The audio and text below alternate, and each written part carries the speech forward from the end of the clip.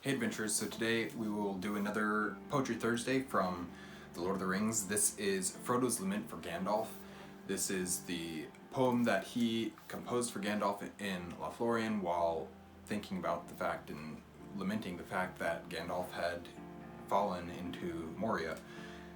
So this one will be Frodo's Lament as well as the verse that Sam composed as well. So we will read those. When evening in the Shire was grey, his footsteps on the hill were heard. Before the dawn he went away, on journey long without a word. From Wilderland to western shore, from northern waste to southern hill, through dragon lair and hidden door, and darkling woods he walked at will. With dwarf and hobbit, elves and men, with mortal and immortal folk, with bird on bough and beast in den, in their own secret tongues he spoke. A deadly sword, a healing hand, a back that bent beneath its load, a trumpet voice, a burning brand, a weary pilgrim on the road. A lord of wisdom throned he sat, swift in anger, quick to laugh, an old man in a battered hat who leaned upon a thorny staff. He stood upon the bridge alone, and fire and shadow both defied. His staff was broken on the stone, in Khazad-dûm his wisdom died.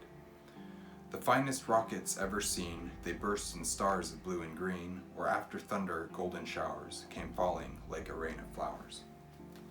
So this is, in the book, they don't have a complete, Frodo never completed this, or they don't tell Frodo's completed version because they kind of hint that Frodo forgot some of it as well. But this is what is recorded as Frodo's lament for Gandalf. I really enjoy seeing the difference that Tolkien can bring to the writing style of Frodo and the writing style of Sam. They're two different characters, but they're both written by they're both written by Tolkien, and they're both also completely different from each other. They're similar, they're using the same type of meter, yes, but they're also very different from each other, just the composition of the words and stuff, and it's just very interesting to me and really shows the skill that Tolkien had as a writer and as a poet. And I know a lot of people don't think Tolkien was the greatest poet, but I'm really enjoying this, bringing so many of the poems from The Lord of the Rings for these Poetry Thursdays. I will continue doing that. I wanted to do this one. I've got one more from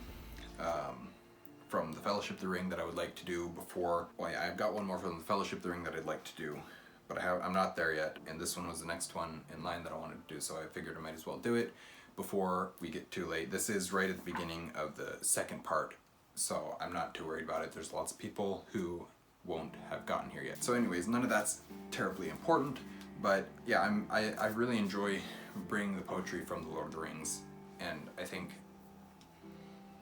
I don't know, for me it's just, the poetry from The Lord of the Rings has a very special place in my heart because it's Lord of the Rings is so good, and so just the way it's written and the way that the poetry just adds to it. It can get a bit annoying at times, you can get bogged down with the poetry, and I don't fault people for skipping the poetry when they're reading the books, but if you are able to read through the poetry as well, then it's absolutely worth it. Anyways, that is all I've got for this Poetry Thursday. Thank you guys for watching an Erudite Adventure. We post videos every Monday and Thursday. We have our social medias linked in the description down below. Please like and subscribe and comment down below if you haven't already. We will talk to you guys again soon. Stay well.